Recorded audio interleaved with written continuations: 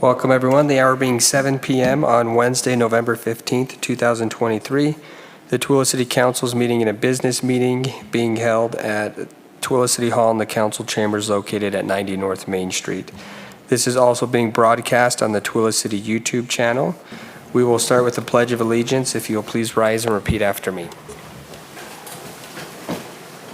I pledge allegiance to the flag of the United States of America and to the republic for which it stands, one nation, under God, indivisible, with liberty and justice for all. Thank you. Our second item is a roll call. Councilwoman Manzione. Present. Councilman Graff. Present. Councilman Hanson. Present. Councilman McCall. Present. I'm Councilman Brady. I'm also present. We'll move on to item 3, which is the Mayor's Community Recognition Awards, presented by Mayor Debbie Wynn. Thank you, Chairman. I'm going to turn my backs to you, sorry. But I have lots of important people out here to talk to tonight. So this is a wonderful part of our City Council meetings, is when we take the opportunity to recognize individuals and groups in our community who are giving back, who are going over and above to serve the people here. And sometimes we get a little wrapped up on the negative things that are going on in our world, and we forget how many really, truly good things are happening. And, you know, just almost 2 weeks ago today, we had a terrible, terrible accident happen within our city limits, but we saw the best in people as they did their jobs, as they were called out, or just individuals that witnessed what happened, stepped up, and helped others. So we're very, very blessed to live in such a wonderful community. Tonight, I would like to recognize 2 individuals that, again, have gone over and above. We would like to start tonight with Tooele City Mayor's Community Recognition Award for Mr. James Hunter. James, will you please come up here and stand by me for a moment?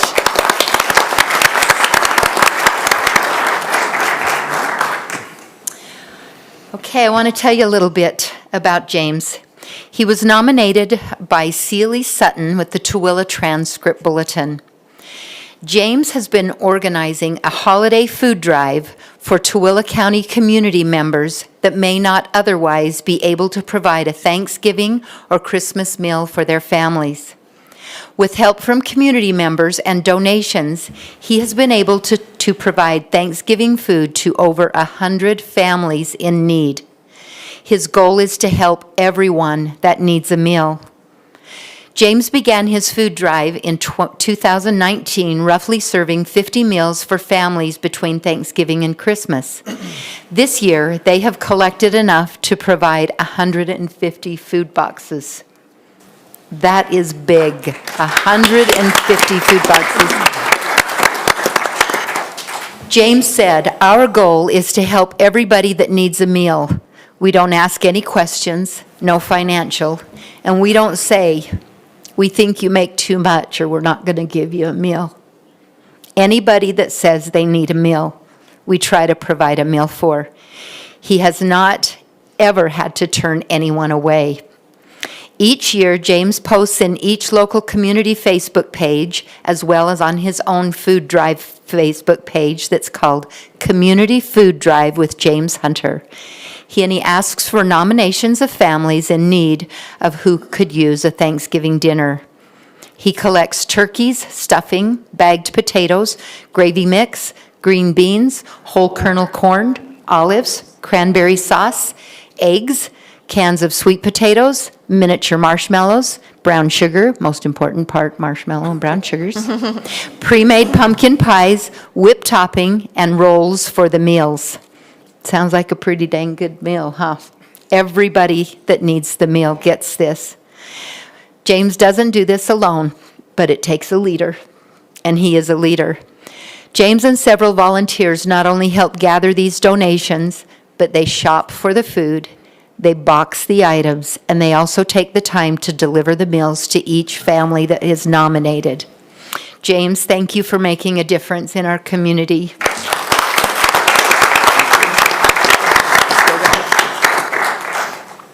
Have a certificate for you there.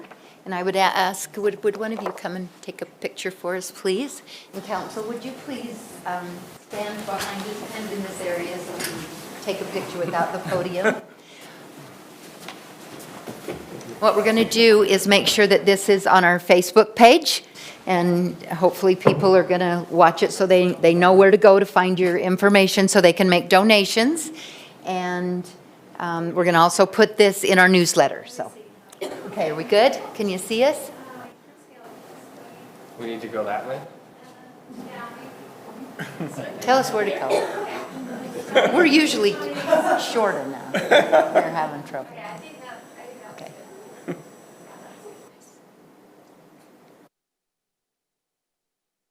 Perfect, James. Thank you. Thank you. Oh, and James, I'm going to give you this too, if you're a scrapbooker.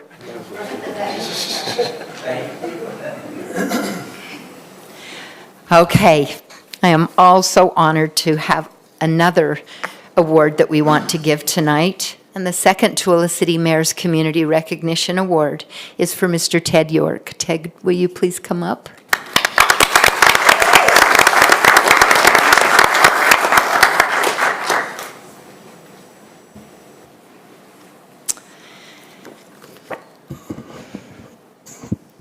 I'm going to try not to cry. Got to get through this. Okay. I'm a big baby, sorry. Tooele City would like to thank Ted York for his exceptional service taking care of property that the city owns around the Tooele City Well that is located at 400 South and 300 West. He has taken care of this property for over 50 years. 50 years.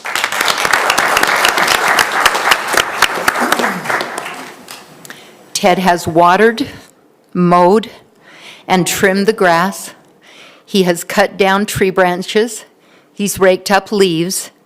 And he has faithfully cleared the sidewalks every time it snowed at the property that the neighbors affectionately refer to as the big yard.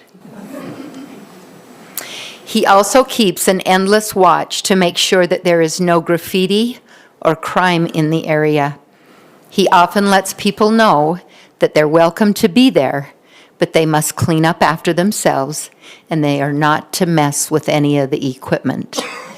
That's a water well, so that's what he's doing. There have been many changes on the property over the years, but the one thing that stayed the same was that the grounds were always cared for and were exceptionally well taken care of by Ted. Ted always took such great pride in the work that he did. With the addition of securing the well house with fencing, which was now a requirement for us to protect that, and our plan to remove the grass for water conservation, Ted's service on the property has come to an end. But I know he's going to be busy in his own yard because his yard looks just like he is done taking care of the property next door. We're grateful to Ted for his service and his spirit of volunteerism. Words cannot adequately express how grateful we are for his many years of service and dedication to Tooele City. You know, when we talk about our Take Pride Tooele, that we take pride of where we live and what we do, your picture should be right there, Ted, because you give us that. You're the person we're talking about, the people that really take pride in where they live. So I want you to know there is a tremendous amount of pressure right now on our Public Works Department because they're going to be taking care of this property, and they better do it as good as you did. Okay? Okay. Okay. Congratulations to Ted, and thank you for making our community a better place. Let's get a picture of you two, okay? Back there.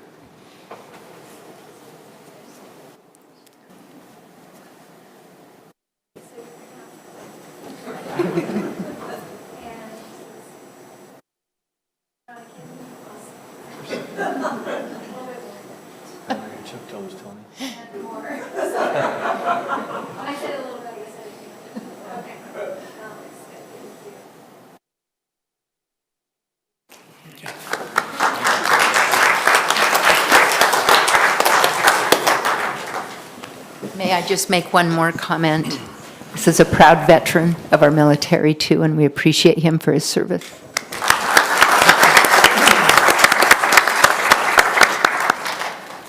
Thank you, Mayor Wynne. Congratulations to them. I grew up 2 doors down from the Yorks, and I spent a lot of time at the Big Yard, so I love that area. It's a beautiful area, but yeah, a lot of football games there, and we thank you, Ted and James, for all you do in our community. We'll move on to our 4th item, which is a public comment period. We ask that you state your name into the mic, you keep your comments to 3 minutes or less, and then there's a paper over here that you sign with your information. The time is now the public's. Please feel free to come up.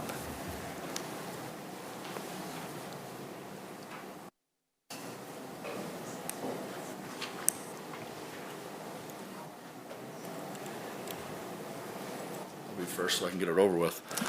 Tony Russell, my concern, or what I'd like to know, is what you all have planned for big trucks going down Main Street. You don't have, I've never done it, so you don't. You, during your public, like your 3 minutes, You we respond don't answer. afterwards? Yeah, we'll try to respond to the best that we Okay. can, so. But yeah, we try to not take your time. Oh, I don't care. I had a talk with, I shared this concern with 2 former city council people about 10 years ago, and I've seen nothing being done. And after, 2 weeks ago in that accident, I'd like to know what's happening with, or what you all have planned with trucks coming down Main Street. Okay, That's it. thank you.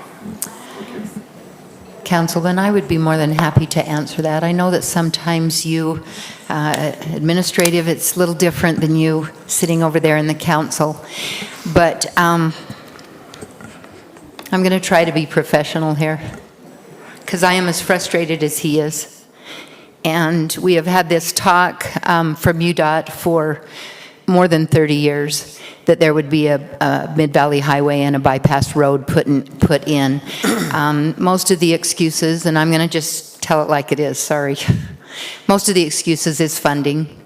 But when the original environmental study that has to be done before you build a road, when it was done, it really, there was a section of it that nobody ever really liked.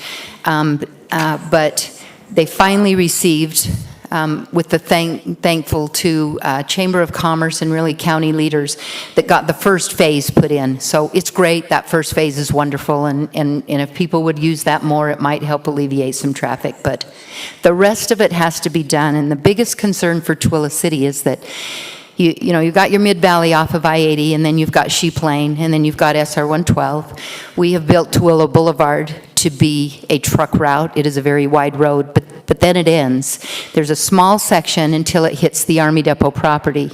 Then there has to be an easement secured from the federal government to go through their property to get it out on SR 36.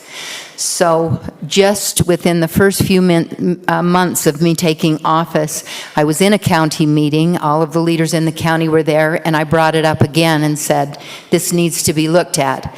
So we got a hold of UDOT. They came out. We went on this little field trip. We traveled all around looking at ways that we could move the route and still make it work.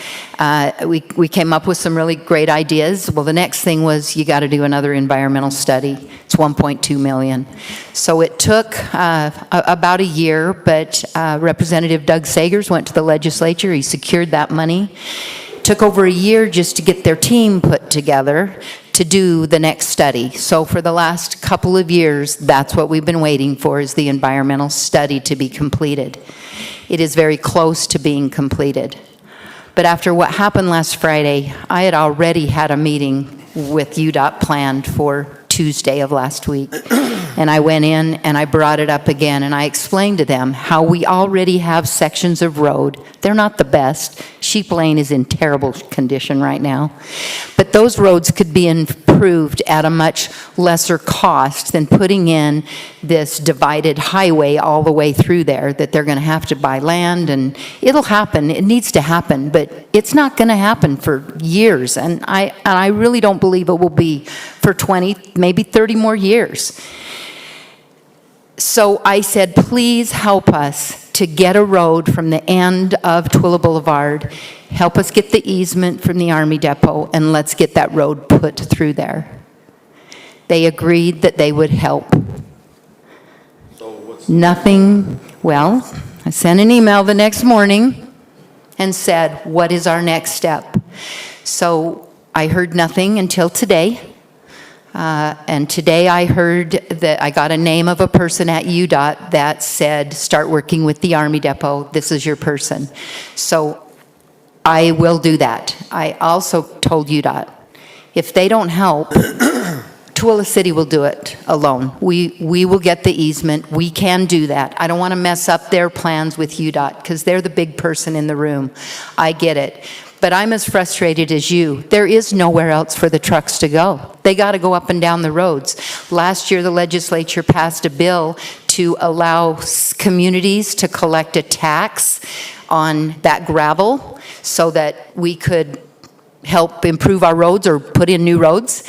And then we found out that that legislation only applies to where the gravel pits are. So Tooele City and Grantsville City got nothing. We got nothing from that legislation. I believe that our county should get something eventually. I've asked them, and they're getting some numbers for me to see if they've even received anything. Those are funds that could also be used. But I have nowhere else to send them. People on First East don't want them on First East. People on First West, we can't have them up and down Coleman. I mean, we're just, because of the residential neighborhood. That is also a route, safe route to school. Children cross that road every day. I just think there'd be some other route. You know, if you go to Salt Lake, you don't have these trucks going up and down Yeah. Street. They have certain roads they can't. You are right. You are right. Our difficult also is that Main Street, we don't own. That is a state road. I can't say trucks can't be on that road. I don't have that authority. Can't enforce laws on it, though. Yeah, we can enforce laws on it, but I want you to know, a speed limit would not have stopped what happened on Friday. And I'm not going to get into any of that, but I want you to know we care as much as you do. I want those trucks off Main Street as much as you do, and I promise you that we are doing everything in our power to work with those appropriate people. I have also reached out to the governor, who said that he is willing to meet with me, so I am hoping I can get a meeting there just to get something else happening. But we get it. It's also reminding people about the way they drive. We have accidents everywhere in the city because people don't want to drive the speed limit, or they're driving impaired, or we have trucks that are not in good repair, vehicles that are not in good repair. I don't know why we got rid of inspections for cars, but we did in this state. There are lots of things that need to be fixed, but we are doing everything in our power to get this fixed. I hope so, because I really don't want to have this again in another 10 years. The accident that happened the other day could have very easily been 30 killed. Easily. Well, if that would have happened 3 days before, we had over 3,000 kids on Main Street. Okay, so that's why I Okay, mean so we don't want that what to could have happen. been, we understand that, but we are limited into what our ability is, but that doesn't mean that we're quiet. And if you want somebody that's out there causing noise, that's what I've been doing. Okay. I'm doing the best that I appreciate can, I do. and we are trying. I appreciate that, but some of my frustration comes from when I talked with the city council over 10 years ago on this same problem. And you City council 10 years ago couldn't fix it either. This is a UDOT issue. Well, It is yeah, the state of it's a Utah's UDOT issue. But it's also a political issue, and it's a city issue. Yeah, yeah. And when you got a Main Street going right down your city, it's your issue as well. It's a law enforcement issue. I live right by Adrian. I didn't know I was about Chief to. Day? Chief, well, I don't know what you call it. I'm also a retired officer. So, and on a much lesser Right. problem, and I think he'll attest to this, the day after The 2 days after that accident, all we had up by our house, I was working out in the yard for about 8 hours, were Jake brakes or air brakes. And that just continued. And I get it, these trucks are now coming in, they want to check their brakes, but that's also a problem that It should be is. looked at.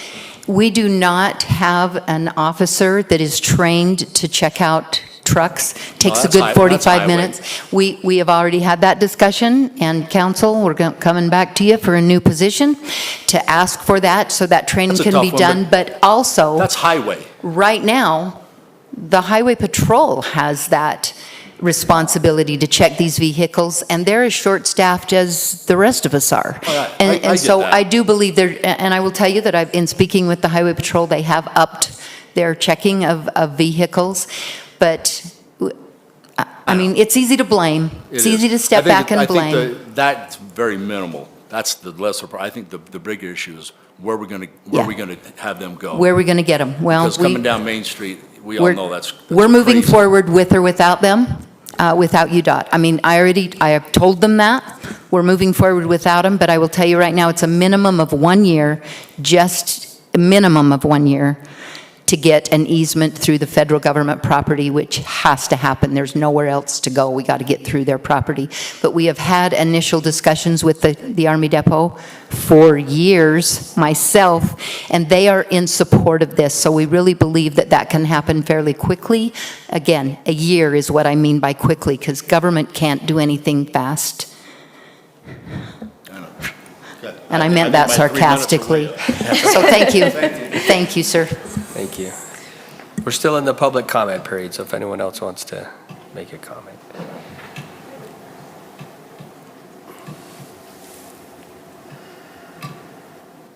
Kalani forced me. I'm Becky Harvey, and my question goes to Switchpoint. I think that will be a good program. It's needed. My concern is, not a concern, it's a request. What are they going to do to address the foot traffic on 400 North, Utah Ave, the side streets? We have foot traffic, huge, every day, every night. The open drug use is unreal. So between there and Broadway, what's the plan? We have a limited budget, and we have a limited number of police officers who are working very diligently to address every issue that we have in this city. We are not unlike any other city in the nation, in the state. And it all comes down to funding, and every time that the council has to raise your taxes to take care of these issues, there's just as many people whining about what they have to pay in taxes as to the services they're not getting, because I don't have enough police officers to just be in that area of town. I've got people going 100 miles an hour on Vine Street. I can't just place one officer there.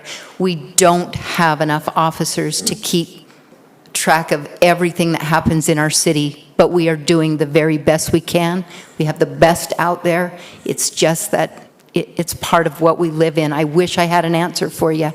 And there are days that I just feel like I'm banging my head against the wall, because I can't fix it all. But we care, and we're doing the best we can. And I know- But there is no plan, because people are free to be where they want to be. But when we have awesome residents who will say, there's somebody walking in the middle of the road, or we see a problem or someone committing a crime, you call dispatch and we're there. We will work through it. And they have, but, you know, in the meeting today, they talked about enabling. And when you see them open using, and you know our kids are out there, at some point, and I get that we need those funds, I get it. At some point, I think we're enabling these users just to keep going, because we're just, see ya. And, you know, as property owners and in a street that has mixed age groups, the elderly, and we're seeing this foot traffic, what are those elderly people going to do? They can't defend.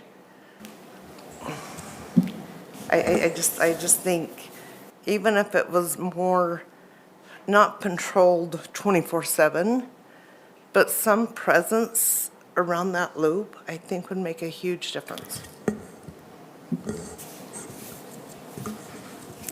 You know, we're always open to listen to ideas that anyone may have. We truly are, and I think what happened today at the chamber luncheon to educate and inform people is a very good first step, and we will continue to do that, but we don't do this alone. This is a community issue, and you know, we do our best. Like I say, we arrest people and they're out in the next hour. I mean, it's very disappointing. We're just doing the best that we can, but thank you for your concern, because if you don't care, people don't care. We want them to care. We want them to help us with the problems that we have.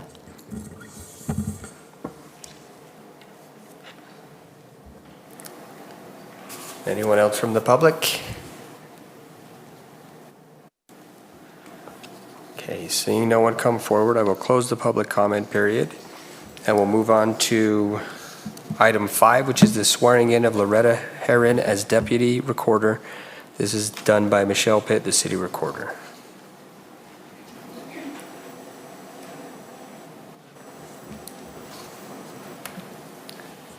Okay, I'm going to turn the microphone over to you. Okay. Okay. So raise your right arm and then repeat after me. I, say your name, I, Loretta Herron, having been appointed to the office of City Deputy Recorder, to the office of City Deputy Recorder, do solemnly swear do solemnly swear that I will support, obey, and defend the Constitution of the United States the Constitution of the United States and the Constitution of the State of Utah, and the Constitution of the State of Utah, and that I will discharge the duties and that I will discharge the duties of my office of my office with fidelity.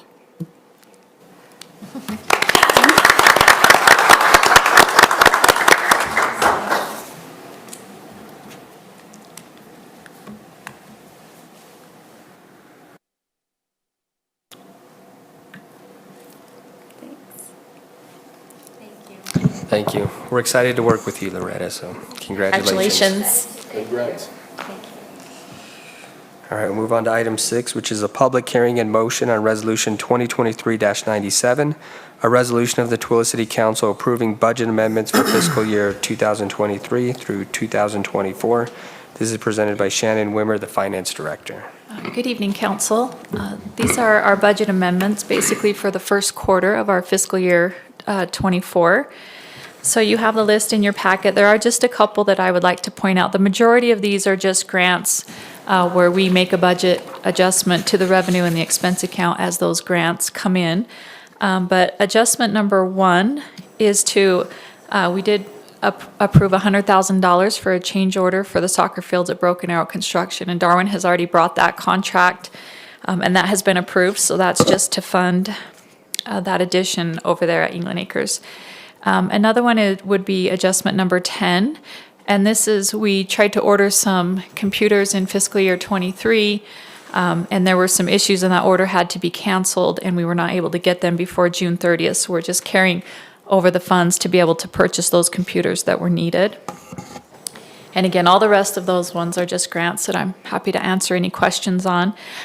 We do have some that are a little larger, and that would be number 19, 20, and 21. Number 19 and 20, we purchased a new fire truck, as you all know, in fiscal year 23. It takes well over a year, as you know, to receive that truck. So this is just an accounting entry that will move that expense to actually be recognized in fiscal year 24.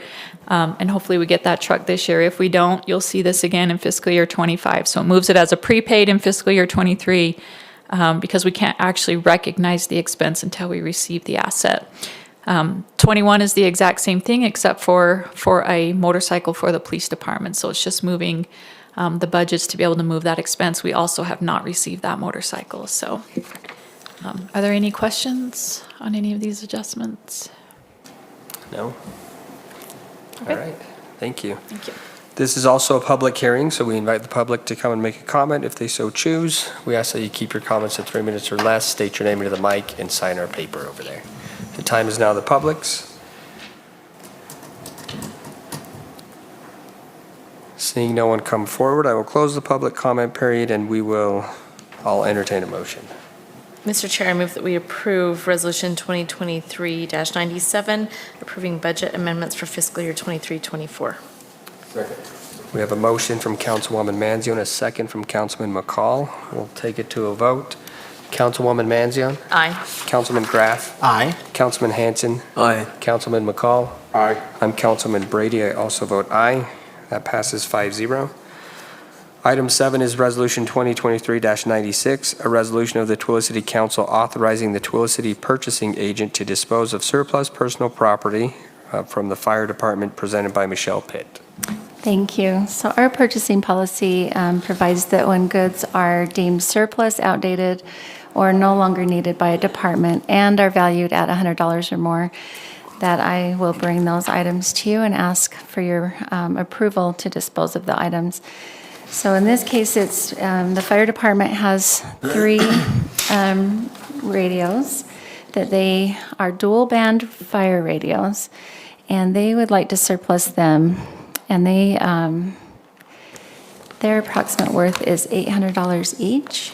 So we are going to reach out to outside agencies, outside government agencies, and see if we can sell those to one of the agencies. Okay, any questions or comments? I'll entertain a motion.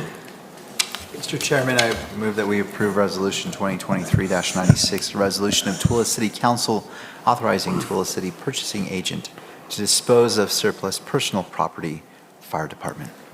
I'll second. We have a motion from Councilman Graff, a second from Councilman Hanson. We'll take it to a vote.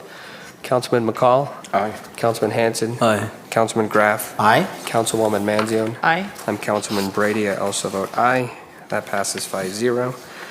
Item 8 is Resolution 2023-98, a resolution of the Tooele City Council authorizing the Tooele City purchasing agent to dispose of surplus personal property, the Parks and Recreation Department, presented by Michelle Pitt.